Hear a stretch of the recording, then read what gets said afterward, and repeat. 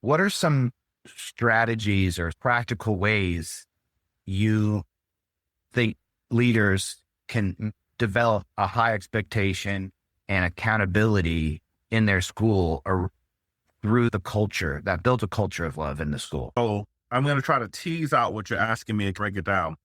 Number one, the strategy has to be messaging, right? When I go into their building, I say, hey, assistant principal, leadership coach, lead teacher, whoever's in their cabinet, I want you to write down what the principal's focus is for this year and their vision.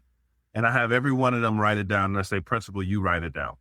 And then I look at them and then we have a conversation about it. Most times the leadership team is completely disjointed. One person thinks one thing, another person thinks another thing, another person thinks another thing. And I always say, they say, well, kind of close. I said, well, if you're kind of close, you're not going to hit the mark. See, for your culture to be driven, it needs to be driven by clear communication. What is it that's important? And it needs to be stated over and over and over and over again, where people understand exactly the direction that you're going in, exactly what's important. So number one, principals, if you're watching this, you have to have a clear message. At our school, we believe in X, Y, and Z. At our school, we're going to focus on this and this. And let that be the messaging that you use all the time. What is your theme for the school year? So number one is having clear messaging that everybody knows what's important to you. Number two, which goes into my first step in my book, is data dominates, or know your data.